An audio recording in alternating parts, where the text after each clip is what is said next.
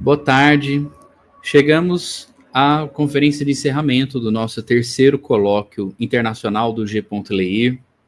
Infelizmente, nós temos que terminar o colóquio, mas foram mesas ótimas, foram conferências maravilhosas, as sessões de comunicações também foram excelentes. E para a conferência de encerramento, né, nós convidamos o professor Jeroen Wijnendaele, da Universidade de Ghent, né? Eu vou falar um pouquinho sobre ele agora. Ele se formou na Universidade de Ghent, fez o mestrado na Universidade de Bolonha, fez o PhD em Cork, e atualmente ele é Senior Fellow no Bond Center for Dependency and Slavery Studies, né? Em abril, ele retornou à Universidade de Ghent como Visiting Professor, né, professor visitante, com um projeto sobre a contenção romana oriental, né, a Eastern Roman Retainership, que foi fundado pela Gerda Henkel Stiftung. Ele publicou bastante sobre a história política, militar e social, né, nos anos finais do Império Romano, e suas publicações mais recentes estão um volume colaborativo, né? Ele organizou Late Roman Italy, publicado pela Universidade de Edimburgo, em 2023, e uma monografia holandesa sobre o mundo de Clovis, né, que foi publicado na Antuérpia em 2024, cuja primeira impressão esgotou em apenas 2 meses. Estamos torcendo por uma edição em português, né? E atualmente ela está indicada para o prêmio Homeros, da Associação Clássica Holandesa de melhor livro comercial sobre a antiguidade. Bom, então gostaria, em nome de todos do G.Leir, de dar as boas-vindas ao professor Jeroen. Olá, professor. Hello. In this case, I should say buonasera from Rome in Italy, the Belgian Academy Live. Right. And just one more thing. The questions, as perguntas podem ser feitas no chat, em português, se vocês quiserem, e eu as traduzo para o inglês para o professor Jeroen. Tá? I just said that the questions, if they want to ask in Portuguese, I just translate them to you. Okay? Thank you very much. So I'm just going to put Margarida here to say hello. Margot? Hello. Hello, Professor. Welcome. Okay. Very glad to meet you again. Likewise. So, okay, the floor is yours, Professor Jeroen. So, well, first of all, thank you both, Pedro and Margot, for this very kind and gracious invitation for your wonderful conference. I've never had the privilege for speaking to more than 400 people at the same time. So this is a very wonderful opportunity. I will try to speak for only about 40-45 minutes, because I know from experience that online conferences can take quite a bit of an impact. So at least we also have a bit of time to catch our breath and have a bit more time for discussions and questions afterwards. I have prepared a slideshow, and I will already apologize.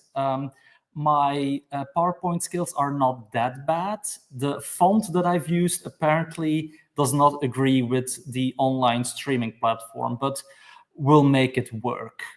So for my keynote lecture, I'm very proud that I was asked to present something on late antiquity, because I'm currently in the Belgian Academy of Rome, right under the benign gaze of Henri Pirenne, probably Belgium's founding father for late antiquity.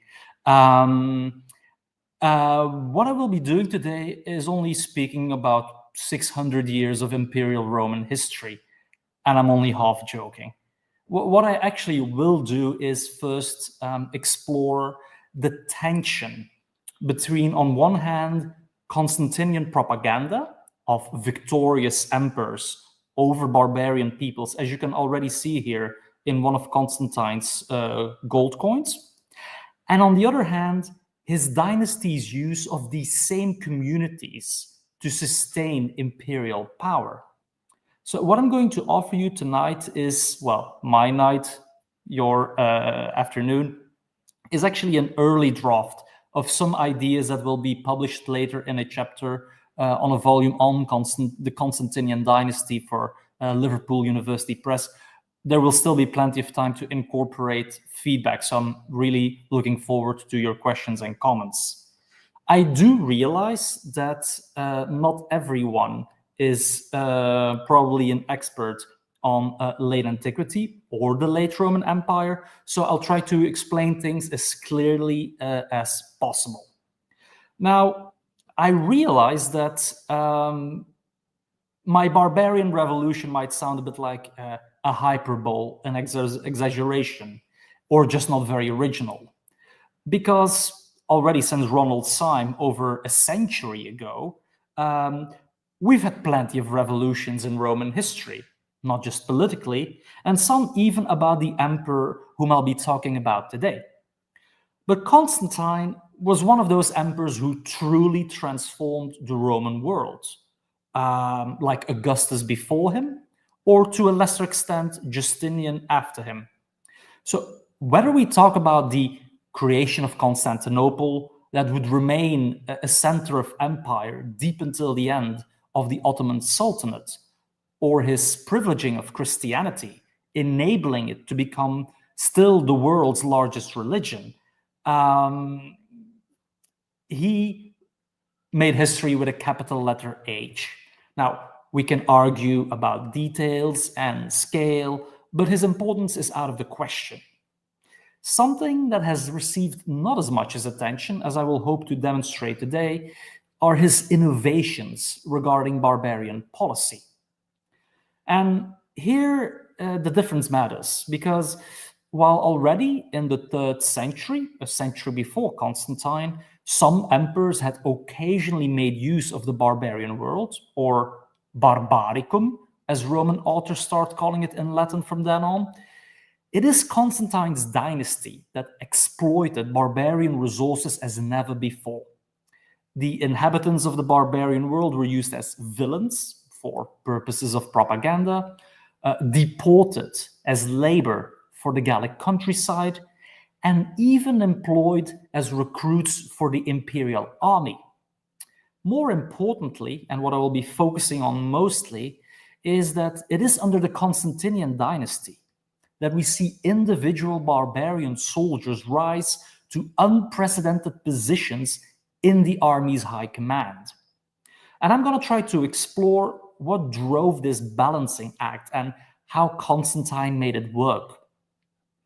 My main thesis is that Constantine was the first Roman emperor to award high office to non-Romans, precisely because their origins made them more vulnerable and, by extension, loyal to the throne.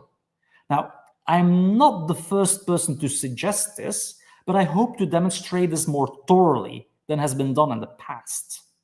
This policy should be seen together with Constantine's creation of the new offices of Magister Equitum and Magister Peritum. Hereafter, late Roman emperors consistently allocated high command to non-Romans. And in my view, this was the final step in several reforms to stop the downward spiral of usurpation and civil war that had plagued the 3rd century. Now, before we get to Constantine, I will first have to say something about how relations between barbarians and the Roman Empire had changed during the 3rd century. And I should immediately clarify, when I talk about barbarians, I mainly mean those living in Europe, east of the Rhine and north of the Danube and the Black Sea. But this is, of course, not how ancient Greeks or Romans saw it, for whom everyone who was neither a Greek or Roman was a barbarian, regardless whether we're talking about nomadic tribes such as the Avars or the Huns, settled agriculturalist communities such as the Alemanni or the Goths, or even an imperial superpower like Persia. There are some technicalities here that I will return to towards the end of this lecture. I'm not going to go through all the features that characterized the period that was once called the crisis of the 3rd century. But I'd like to take a moment to consider one of the most famous pieces of art associated with it. What we see here is the Ludovisi sarcophagus, which we can still visit and admire today in the Palazzo al Thames near Piazza Navona in Rome, which I actually did last Sunday. Now, the battle scene that you see here, this would have been a very familiar image for Roman audiences. Total victory over their enemies, with barbarian figures slain, as you can see to the bottom, the left bottom, with one barbarian having a spear thrusting through his chest, trampled, like the figures at the bottom in the center with a horse hovering over them, or even more iconically, captured and enslaved. If you look closely, you will see in the middle left a Roman officer holding a barbarian who is already tied with his hands, held by the chin as the ultimate symbol of Roman superiority over barbarian inferiority. But what I really like about this sarcophagus is that it's actually steeped in irony. It was once proposed that the central figure, the cavalry leader, is Herennius Etruscus, son of the Emperor Decius. Now, there is no way you could make that identification bulletproof. You have no external evidence for it. But it is true that the stylistic, the artistic features of the tomb belong to the 250s. And this is definitely not a period of Roman triumph.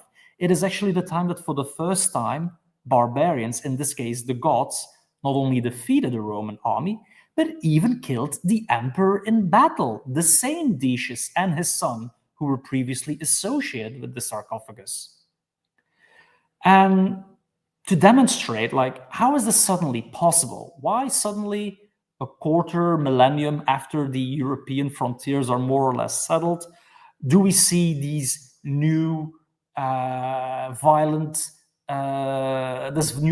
cocktail, this new period of Roman crisis?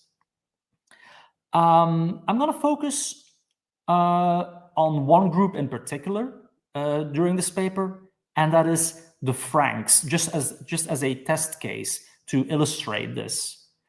I should immediately point out that the past two decades have seen a surge in scholarship on the peoples formerly known as the Barbarians and their relationship towards the Roman Empire. Fundamental accounts are Guy Halsall's Barbarian Migrations from 2007, and especially Misha Maya's Völker Wandering from 2019, a massive 1,500-page tome. The single best study of any individual barbarian group and their interaction with the empire is probably John Drinkwater's Alemannia and Rome from 2007. Nothing alike currently exists for the Franks. You would still have to use like Eric Zollner's Geschichte der Franken, already from 1970, or Edward James's Franks from 1988.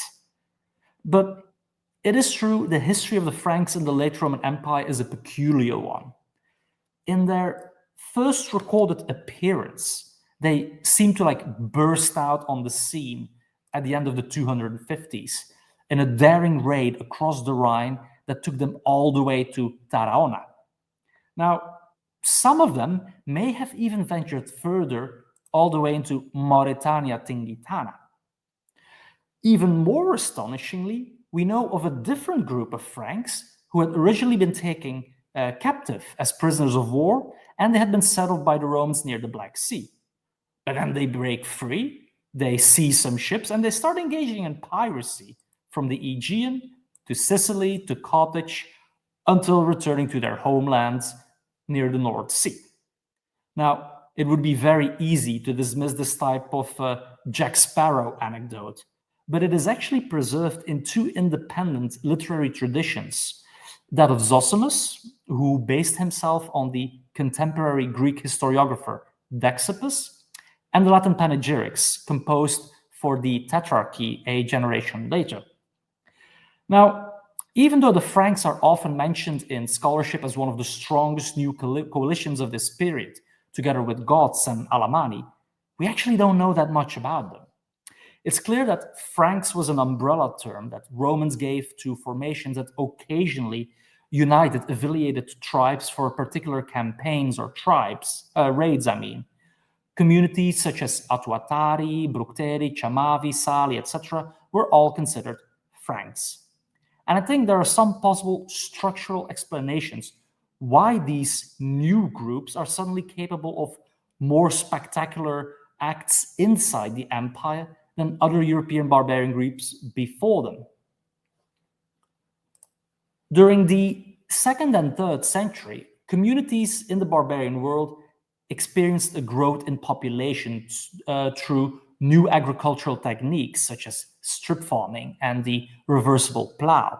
So there might be a grain of truth in literary sources who attribute the trope of fertility to the Franks. More importantly, they had grown accustomed to waging war. And this was partly to acquire slaves, for which Roman demand became less easily met since imperial expansion had come to an end after Augustus's death. Even as late as the 370s, we find evidence of Roman slavers inside Barbaricum. Secondly, Rome had developed a policy where it favored dealing with individual tribal leaders, because this facilitated communication and diplomatic ties, whom they then rewarded with gifts or tribute.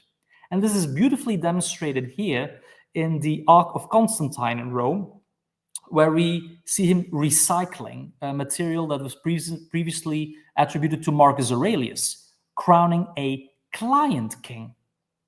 When the empire was at war with frontier communities, such as, for instance, the same Marcus Aurelius against the Marcomanni, it turned to tribes even further north and supplied these with gifts and weapons.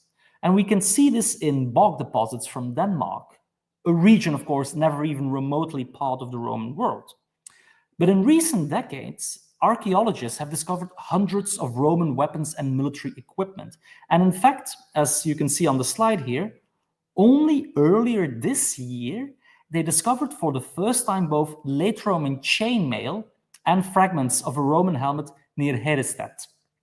So if you combine all of this, the rise in people because of better agricultural techniques, the demand for slaves, which provides an incentive for warfare among tribes and sell captured people to the Romans themselves favoring certain individual leaders and rewarding them, meanwhile supplying them occasionally with weapons, you get, in the end, the social transformation of communities where now a warrior aristocracy emerges, led by leaders who do need these rewards to maintain their following.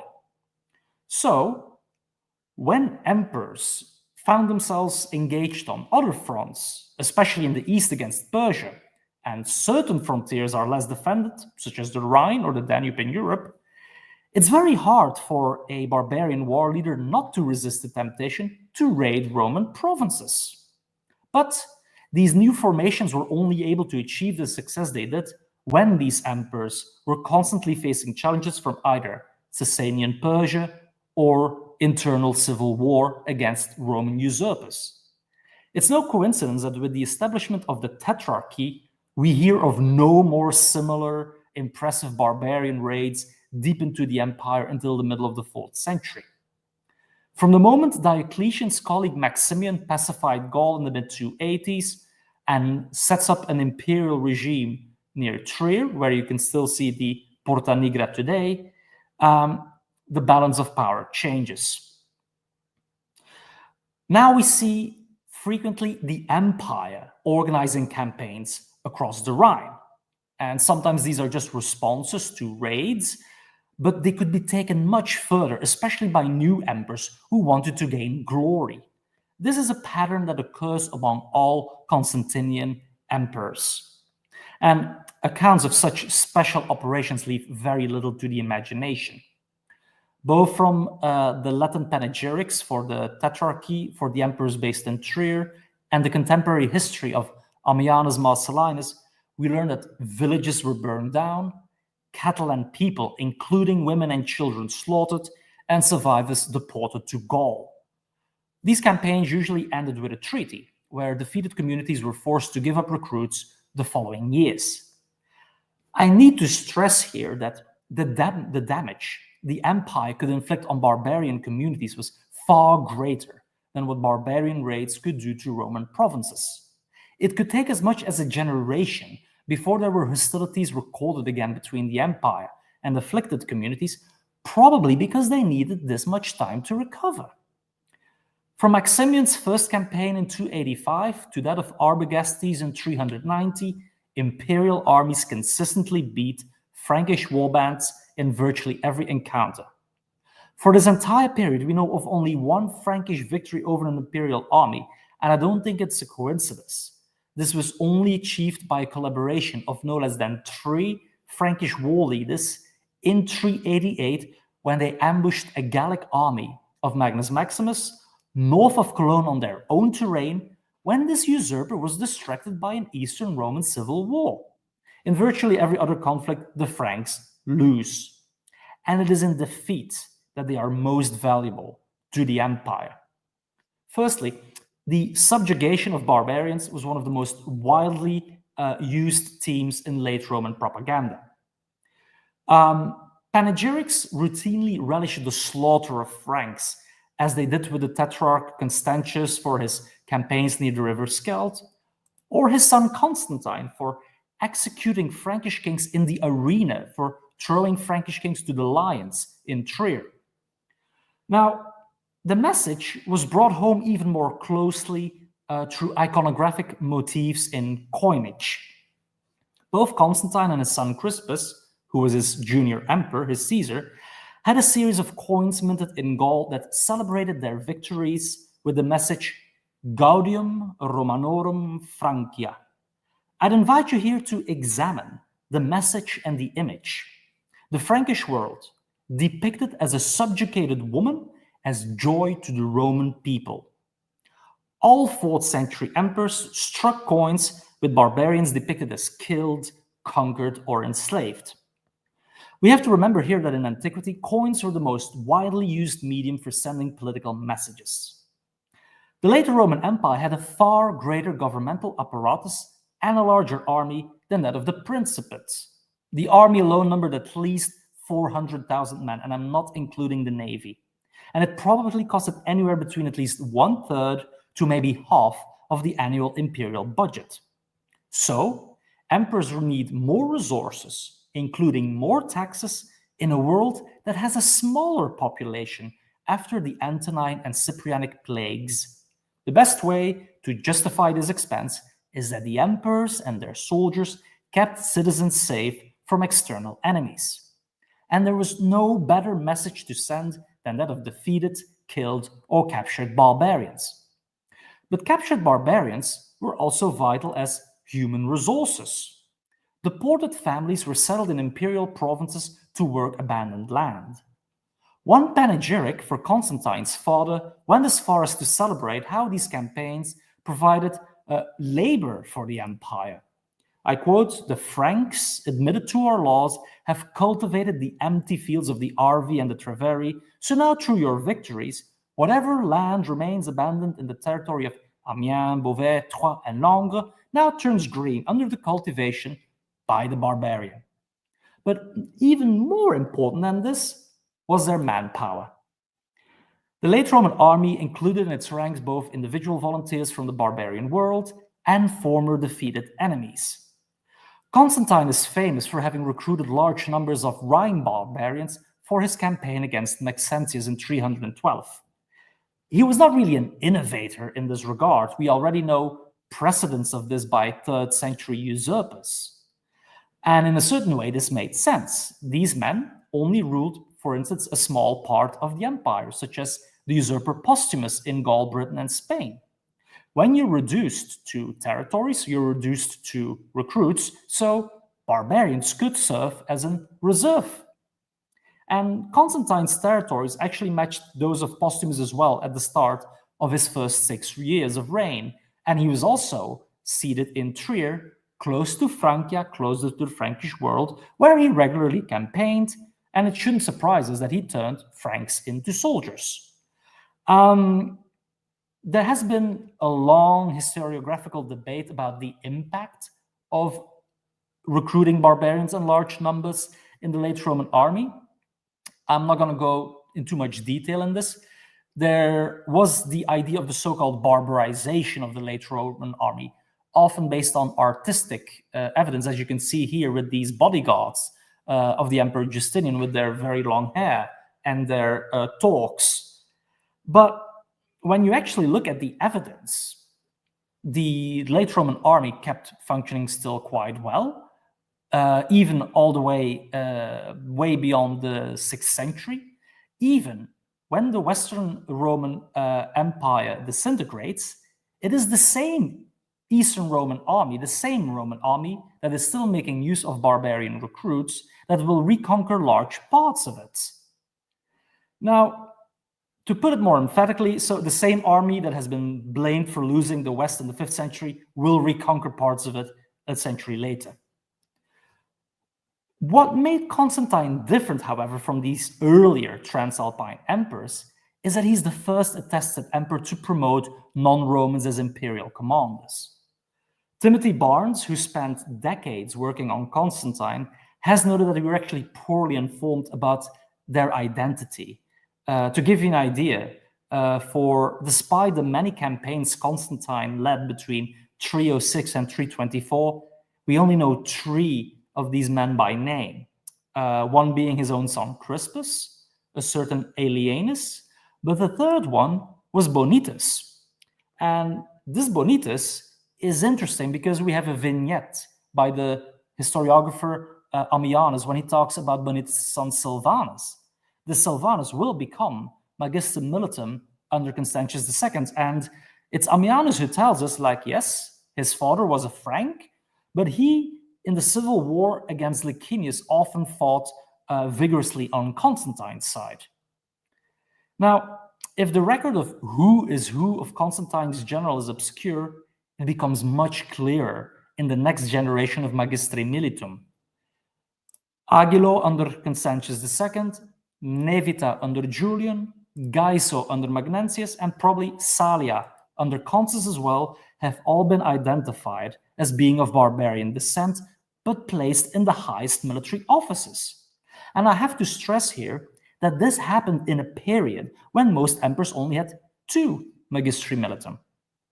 As Martin Nicaise and Hugh Elton calculated for the 4th and the early 5th century, this old-fashioned notion of barbarization that I mentioned earlier has no numerical basis. At most, maybe 1, and this is at most, 1 out of 3 Roman soldiers may have been a barbarian.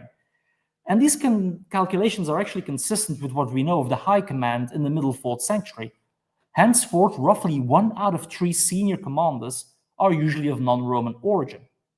But it's one thing to employ barbarians as catapult fodder, but something entirely different to put them in command of Roman armies, the main pillars of imperial power, which is a staggering development which has not been commented upon as much as you would expect. I think there are perhaps 2 ways we could explain this. You could interpret it as the logical outcome of a centuries-long process of integrating the periphery into the structures of central government, as Michael Kolakowski recently argued. This is how Rome built its empire in the first place. So perhaps it was only inevitable that at some point, even aristocrats from across the border could serve as imperial officials. Secondly, Constantine finalized the process where henceforth the empire would have 2 separate castes of government, a civilian one and a military one. From now on, if you started your career in one branch, you were going to stay there with very little crossover. And I have to stress this divide. Before the crisis of the 3rd century, there was no distinction between governors and commanders. These functions were done by the same people, whether they were senators or equestrians. These were elites. The highest rank a common soldier could aspire to during the Principate was that of tribune. All higher ranks were reserved for the aristocracy. But from Gallienus on, a senatorial cursus honorum, and more importantly the wealth to make that possible, stopped being a criterion for military command. So we enter a world where common soldiers could climb all the way through the ranks. And this is, for instance, evidenced by Constantius' second commander, Arbetio, whose humble origins were explicitly called out by Ammianus. And on a local frontier level, was the difference between a recruit who had started life as a Roman peasant or a barbarian migrant that great? Perhaps not. Nothing demonstrates this more beautifully than what is probably my favorite late Roman inscription, an epitaph from 4th century Pannonia, where someone is described as Francus ego civis Romanus miles in armis. I am a Frank, a Roman citizen, a soldier at arms. But I have to emphasize that the difference did matter at the top of the chain of command. Recent studies have highlighted a common theme. Non-Roman men were accepted in their roles as commanders and could even be praised and admired if they fulfilled their duties diligently. The if, however, needs to be heavily stressed. The slightest mistake would be enough for their opponents to tap into centuries-old anti-barbarian rhetoric to abuse their origins and everything associated with that. Let's briefly consider an example from the dossier of Libanius, the famous rhetor from Antioch. Libanius corresponded with a certain Alobicus, who was Magister Militum in the East during the 380s. And we know that this Alobicus had been entrusted with heading a committee that had to examine a local riot in Antioch in 387 and punish the guilty. Libanius had already become friends with him before, and he wrote a speech of praise for his delicate handling of this sensitive matter. But a couple of years later, Libanius let Alobicus know in a letter that he was seriously disappointed. The general had failed to use his influence to secure an appointment in Constantinople for one of Libanius's pupils. In a private oration, however, he was less discreet, and he referred 3 times to Alobicus as the son of Gaiso. And this is not a subtle reference, because Gaiso had been the Magister Militum of the usurper Magnentius, who had personally murdered the Emperor Constans in 350. In other words, when talking to his friends, Libanius referred to Alobicus as the son of a barbarian kingslayer. We see something similar in the dossier of Libanius' contemporary Symmachus, the senator and one-time city prefect of Rome. It cannot be a coincidence that in a correspondence numbering more than 900 letters, the only people Symmachus ever dared telling off, even in elegant prose, were the Frankish Magistri Militum Bauto and Lycomedes.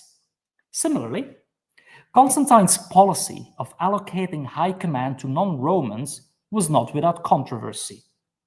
None less than Julian accused his great uncle in his text De Caesaris of having paid tribute to barbarians.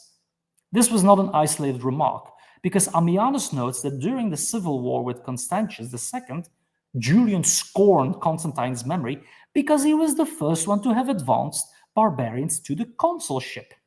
And the only barbarians who were awarded consulships in the 4th century were those who had served as Magister Militum. Now, the irony and the hypocrisy here is beautiful, because the moment that Julian is senior and sole emperor, one of the first consuls he chooses is Nevita, a barbarian. And this hypocrisy beautifully captures the tension surrounding Constantine's policy. Abuse the barbarian in propaganda in general, but give him high command and honor when it suits your purpose. Now, to explain this dichotomy, I'm going to take a longue durée view of Roman history. I don't think it's a coincidence that Constantine was both the first emperor to give a barbarian a position of command and create the new offices of Magister Peditum and Magister Equitum, who were henceforth the most senior commanders of the Roman army, after, of course, the emperor, who remained supreme commander himself. It has to be stressed, the sources about its creation are scarce, and we cannot identify any magistry of Constantine himself. but there's a plausible context for the office being created in the 330s. It is in the same period, the 330s, that Constantine resurrected other antiquarian titles for new roles, such as censor and patricius.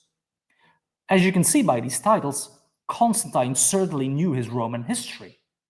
The office of Magister Equitum went all the way back to the early days of the Republic, when it was created to assist the dictator. Marcus Antonius, Lepidus, and Octavian had been the very last ones to assume it under Julius Caesar. With Octavian turning into Caesar, turning into Augustus, the office was discontinued. But Augustus still needed his assistance in military matters, because where would Augustus have ever gotten if he did not have Agrippa? Who saved the day for Augustus against Sextus Pompeius at Naulochus? Agrippa. Who saved the day for Augustus against Marcus Antonius at Actium? Agrippa. And so on and so on. We see something very similar with Augustus' successor Tiberius, who was already severely jaded when he finally became emperor in 14. Just as Augustus had heavily relied on Agrippa, so did Tiberius lean on his praetorian prefect Sejanus. At one point, he even styled him as his socius laborum, his partner in toils, despite Sejanus drastically expanding the power of his prefecture. But this is the crux. Neither Agrippa nor Sejanus ever posed a significant threat to the imperial office because of their social background. Agrippa's family was Italic, not Roman, and of humble origins. He was a homo novus, and Seneca mentions that some senators were even bold enough to taunt him for it during his life. From the accession of Augustus in 27 BCE, you have to wait almost a century for that of Vespasian in 69, the first emperor to hail from outside the city of Rome. Now, Sejanus' case was different, but when push came to shove, Tiberius could easily eliminate him. There are rumors that Sejanus had ambitions of becoming emperor himself, but that seems unlikely for a very similar reason. Sejanus was an equestrian. If you have to wait a century to get your first emperor from outside of Rome, you have to wait 2 centuries before you get Macrinus, the first equestrian emperor. But what equivalent of an Agrippa or a Sejanus could emperors turn to 300 years after Augustus, when even Diocletian could become emperor, a man rumored to be the son of a freedman? If there was one thing that Constantine was adamant on, then it was securing his family's monopoly on the imperial office. Constantine had demolished the Tetrarchy, only to come up with a new system of collegial rule exclusively composed of family members. And we have to remember, Constantine was born in a world where even the most talented and accomplished emperor, think of Aurelian, think of Probus, could be killed after only 5 years of rule. And even during the Tetrarchy, the phenomenon of usurpation did not disappear. Throughout the later 3rd century, it had been overwhelmingly imperial commanders who had set themselves up as emperor in opposition to reigning ones, or were chosen by their armies to do so. Any emperor who wished to lessen the risk of usurpation in the long term needed to come up with a new policy concerning the chain of command. Diocletian had taken the first step by institutionalizing collegial rule. Now, Constantine followed suit by finalizing the separation of the civilian and the military aristocracy. He deprived the praetorian prefects of their military portfolio and created the new positions of Magister Equitum et Peditum. I would argue that a final ingredient is opening up the high command to non-Romans, and it's a system that worked. Let's look at it from a different angle. Throughout the entire existence of the office of Magister Militum, from the 330s to the 650s, not a single one of non-Roman birth ever made an attempt to become Roman emperor. Now, in the past, it was often assumed that the aforementioned Bonitus' son, Silvanus, declared himself emperor. But Ammianus' account notwithstanding, this is false. Silvanus never struck coins, which every man who had designs on imperial rule did to broadcast his claims. Less well known, and consciously omitted by Ammianus, is the fact that none less than Julian admitted that Constantius II had spared Silvanus' son. The examples of Licinius' son and namesake, or Maximus' son Victor, show that even children of fallen usurpers could be killed and not count on mercy after their father's downfall. And don't forget, we're talking about the same Constantius II who organized the Summer of Blood in 337, when his father was dead, to kill nearly every male relative of his father to make sure that there were fewer competitors for the throne. If we cannot accept the case of Silvanus, then the pattern is clear. No magister militum of the direct barbarian origin ever became emperor. And this pattern cannot be a coincidence when we can think of so many other Roman magistri militum in the 4th or the 5th or the 6th century who did become emperor, whether they're Theodosius I or Avitus or Mauricius. From the other opposite side, not even Theodoric the Amal, who had been magister militum, consul, and patricius for Constantinople in the 480s, whose hegemony as Gothic Rex from Italy covered half of the Western Empire after 500, not even he ever had the nerve to declare himself Augustus. Similarly, Aspa, a magister militum of Gothic Hellenic descent from the 5th century in the East, he served for almost half a century, and he even helped twice create an emperor. But he never reached for the purple, and at some point a literary tradition grew that when senators offered it to him, he declined, saying that he did not want to set a precedent. And there is actually one exception to this pattern that I'm just describing, the exception that proves the rule. That is Zeno. Zeno was born as a free man inside the empire and, by default of the Constitutio Antoniana, a Roman citizen. But he was born an Isaurian, who were always regarded as a kind of internal barbarians.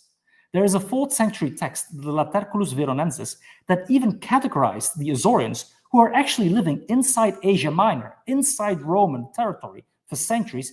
Even this text calls them barbarians together with Goths, Persians, Franks, you name it. To appreciate the unique case of Zeno's reign, we again have to take a longue durée view. There was never a more stable and successful political system in Roman history than that of the Eastern Roman Empire, from the accession of Theodosius I in 379 to the downfall of Mauricius in 602. For more than 220 years, no emperor was murdered, nor lost his throne, nor faced a usurpation, except for Zeno. Zeno was the only emperor who temporarily lost Constantinople to a usurper, and throughout his reign in the 470s and 480s faced one revolt after the other. And no matter his many talents, him being an Isaurian was always held against him.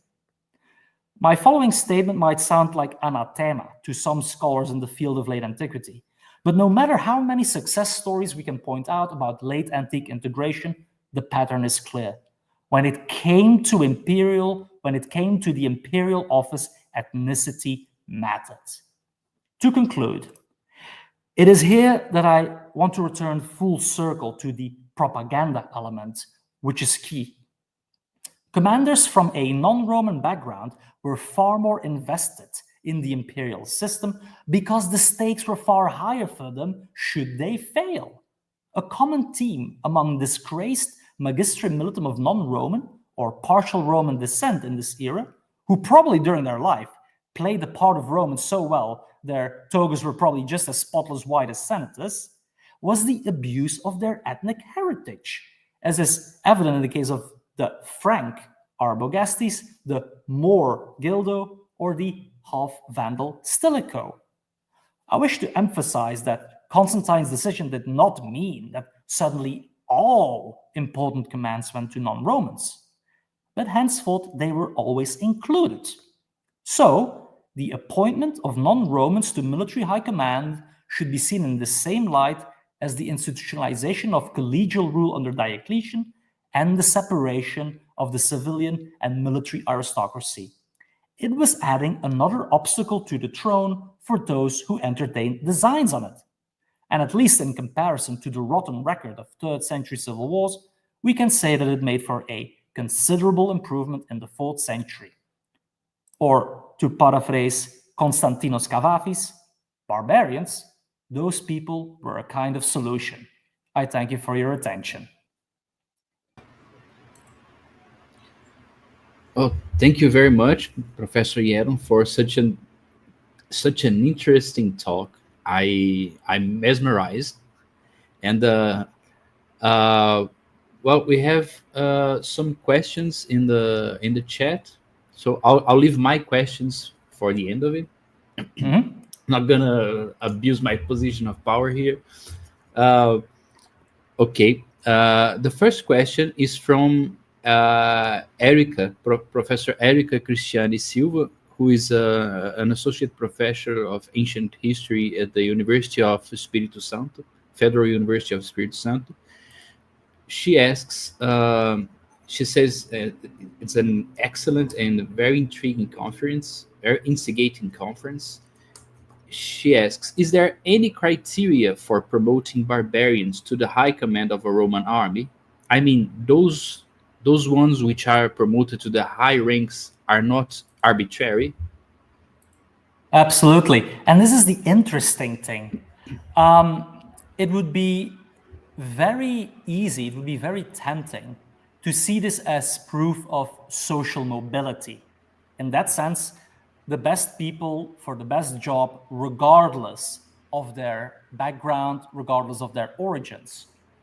But the late Roman Empire, even that of the 4th century, was not the 20th century Western Europe or the United States or other countries.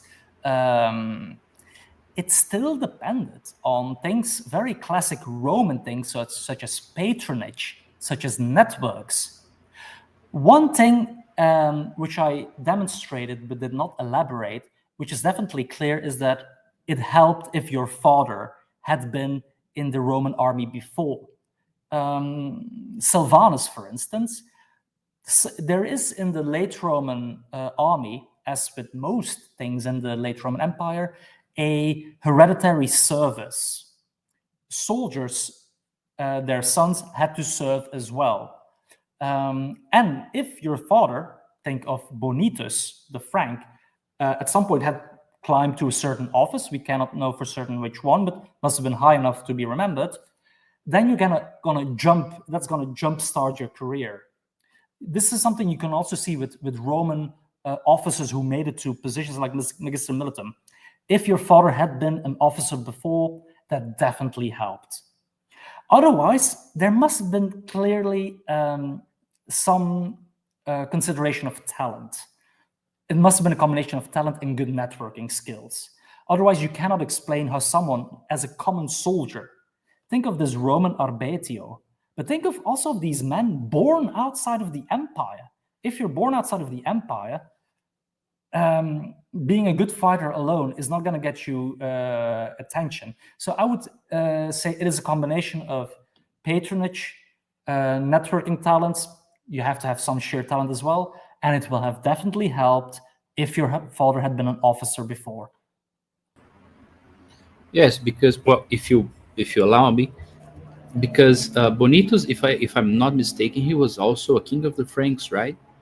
No, this is an interesting. aristocrat. We don't know. There are cases. It probably will have helped if you are a barbarian that you come from, for lack of a better term, Frankish or barbarian aristocracy. We have some inscriptions. There is a beautiful inscription in Trier for a protector domesticus, a type of imperial aide de camp or bodyguard even, by a certain Hariulfus, who was a Burgundian prince, a Regulus. As a rule of thumb, the empire actually did not. There are a few cases of kings, people who had the title of Rex, who ended up in the Roman army, but very few, because it was much more useful for the empire to have trusted kings inside barbarian territory. But it will probably have helped if, let's say, there are multiple sons of a barbarian king, a Rex, well, that one might decide, well, there's no place for me at home, I'm going to join the late Roman army. Yes, it cannot be completely arbitrary because we know that before Valentinian and Valens, Julian and all the Constantinian emperors, they changed a lot their magistri militum. If they did not go well in a campaign, they were frequently changed. And of course, there's a simple, basic metric fact. There are more jobs in the late Roman Empire. You have a bigger governmental apparatus, but you also have usually multiple emperors, which means that every emperor needs their own chain of command. These things helped as well. Yes, absolutely. Well, we have another question from Paulo Atanasio. He says, "Hello, Professor. The military of the late West Roman emperors were high efficiently, or were they poor in combat, like some myth that were spread?" Oh, yes. Oh, this is a classic. Where to begin? Again, on a purely numerical effect, you can actually count the amount of battles fought by Western Roman armies. And most of the time, they are still winning their battles, but you can still win your battles and lose the war. What went wrong in the Western Roman army in the 5th century was actually the subject of my own doctorate, almost like a different lifetime ago. It's not necessarily the army as much as the problem is politics, and especially what I would focus on, the army using violence to settle politics. What happened in the 5th century West, which I think is one of 3 main causes for its disintegration. Firstly, we always have to talk about resources. The West had always been less rich than the East, but the West, unlike the East, had also a far richer senatorial aristocracy than the East did. So interestingly enough, wealth is concentrated in fewer hands. And what you see throughout the 5th century West is emperors issuing legislation. You can read this in the novellae of Valentinian III, for instance, where emperors are struggling to raise taxes, to raise resources from those people who can actually afford to do so and who refuse to do so because they are that important. They are not just super rich aristocrats, they are also serving in the government. They have access to networks. So they basically pass the buck. And the same Valentinian III will in 445, if I'm not mistaken, literally say in one of his novellae, we have not enough money to support the army as it is, never mind raise new recruits. So you have your financial problems. Secondly, it does not help. This is a major shift compared to the empire as I have described it to you in this lecture, is a shift in emperorship, the type of emperor whom you expect to lead the empire. In the later 3rd and throughout the 4th century, the typical role of the emperor was that of a traveling senior commander. He went to the frontier, to Trier, to Milan, where he was needed, accompanied by the army or attending to the local army.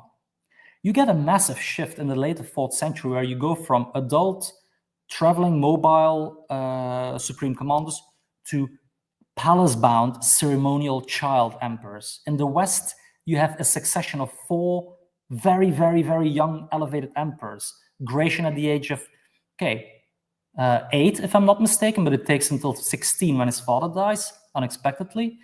Valentinian II was barely 4 years old. Honorius was 10 years old. Valentinian III was 6 years old.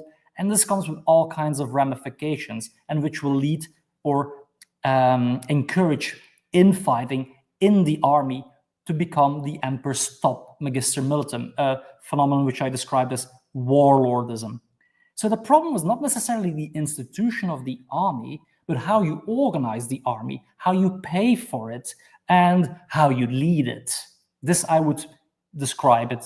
This is how I would describe it in a nutshell. Yes, this phenomenon is very well described in the McEvoy book, right? Child Emperors. Yes and no, because I have a high respect for Megan, don't get me wrong, and she clearly, for the first time, set out it was not an accident of history. as people thought there is a conscious decision to place children on the throne. But it's not because the system works. It's not because you can have a functioning system of a child on the throne who is, that is the key thing, even when he is an adult, has to remain a passive ceremonial figurehead, that this is a good system. I mean, think of Honorius. Honorius is the only one of those four who does not suffer a violent death. But in his 30 years, where he stayed away from active leadership when it was most needed, it was one crisis after the other. Yes, those generalissimus were fighting for the high powers of the empire during this time. Well, we have one more question from André Luiz Tavares. I'm going to translate it. How did Constantine dealt with the cultural variety of the barbarians when he was forming this new military elite of the empire? It's a good question.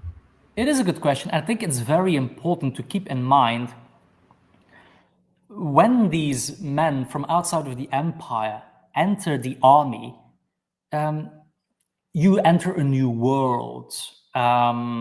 These men rarely, I think, as I tried to explain with the example, those men who made it all the way to the top, we should regard them as Romans. Even if they were not born as Romans, they had to behave like Romans. They served in the vicinity, in the proximity of the emperor. And this is also what I think is so amazing about the dossier of Libanius, the rhetor from Antioch. As long as these people do as they think that they should behave, everything is well. They are performing like Romans.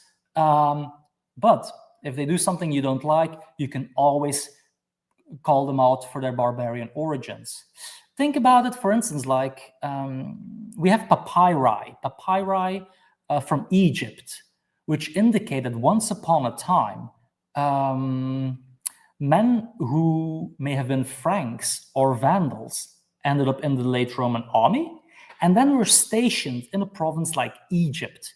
You're not going to maintain a distinct barbarian identity so far from home. I mean, of course, this is an assertion. We cannot prove it. We don't know much about the private lives of these men, but if they wanted to aspire, if they wanted to climb up the ladder in Constantine's new system, you had to play the part of the Roman. Yes, that brings one's mind to the case of Silvanus again, right? Ammianus Marcellinus says that he tried to flee to the Franks on the other side of the Rhine, and they were angry at him because he beat them before when he was magister under Julian, right? So it was not. It's even better. Ammianus says. So I haven't given much background about the what we know of the life of this Silvanus, but it is actually interesting because at some point Silvanus is suspected of trying to set himself up emperor. But the very fact, we know that his father was a Frank. Maybe his mother was a Roman, we don't know, but at least half of his lineage is barbarian. And Ammianus gives us a portrait which makes it look like this man was going to try to set himself up as emperor. And that idea is never taken as ridiculous in Ammianus. It is taken so seriously, it will lead to his murder.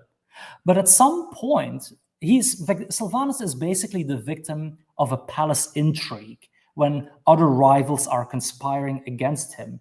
And when Silvanus finds out, at some point, Ammianus says he claimed he's thinking of, maybe I should flee to the Frankish people across the border. And one of his bodyguards says, if you try to do that, they're going to either kill you or surrender you to the empire for a reward. For the people living on the other side of the river, they would have regarded him as a Roman, a suspected Roman, a Roman renegade for that matter. Yes. Well, do we have any other questions from our audience? Let me see. Let me check. No. So I would like to ask you a question myself. if you can, I would like to, would you please talk about the case of Magnentius a little bit, because he was, I think by Eutropius, he was called semi-barbarous, because, and that was perceived as some kind of Constantinian propaganda, because he was an usurper in Gaul against Constantius II. Yeah. Can you talk a little more about that? Yeah, gladly. Again, for reasons of time, I did not go into detail. Again, I realize most of you in the audience will probably be more familiar with other types of ancient history. So I didn't want to go into the private history of every emperor and general. I just wanted to focus on the general outlines. But Magnentius' case matters. Who is Magnentius? He was a usurper, and we should always remember usurper is basically another word for a failed emperor. Because it's not because you launch a rise to power. If you succeed, you just become the legitimate emperor. Think of Diocletian or Constantine. They may have started as usurpers, but they ended as legitimate emperors. What is fascinating about Magnentius, we're talking about the year 350, he is the one who organizes the coup, the conspiracy that will bring down Constans. What is so remarkable about this? Constans is the youngest son of the Emperor Constantine. Magnentius is doing this from Gaul. Gaul had been the powerhouse of the Constantinian dynasty. It is here where grandfather Constantius I had started as emperor in the year 293. So for almost 60 years, from Constantius I to Constantine himself, to his son Constans, this had been like the building block of the Constantinian dynasty.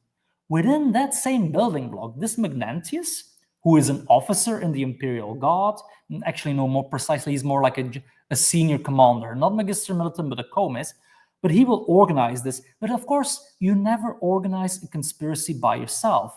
He is supported by high-ranking officers in the army and by civilian aristocrats. And the amazing thing about him, after his downfall, after 3 years, he is eventually defeated. People, all types of sources start accusing him of being a barbarian. You actually have to wait for one source to specify what they mean. His mother was a Frankish woman who had once been taken captive by the Romans and settled, or her family was settled inside the empire in Gaul. But his father was British. His father was a Roman. And I'm pretty sure that lineage on the father's side weighted far more than lineage on the mother's side. So I think people who had a barbarian father would have never contemplated trying to play for emperor. But this Magnentius apparently not only did so, he did it successfully for the first few years. He brings down the downfall of a legitimate Constantinian emperor and is accepted by the Western elites. Constantius II, the last remaining son of Constantine, will eventually bring him down, but it is a bloody civil war. The Battle of Mursa between Magnentius and and Constantius was probably the single most disastrous Roman civil war battle where tens of thousands of Roman soldiers were killed. But these people, these soldiers, were willing to die for this emperor, which shows that like the barbarian lineage is not really as much as it seems. Thank you very much for your answer, Professor. Well, do we have any other questions from our audience? No, I think that's it. So, again, we were very pleased to have you here today. I'm just going to bring in. It was a delight. Thanks. I'm going to bring in Professor Margarida to say her words. Thank you very much for your wonderful lecture. And I would like to answer if you can give us the material of your lecture to read the lecture and to pass to our students. It's really very good. The moment, I still have to wait for, it is currently under evaluation. The moment I have it, I will gladly forward it.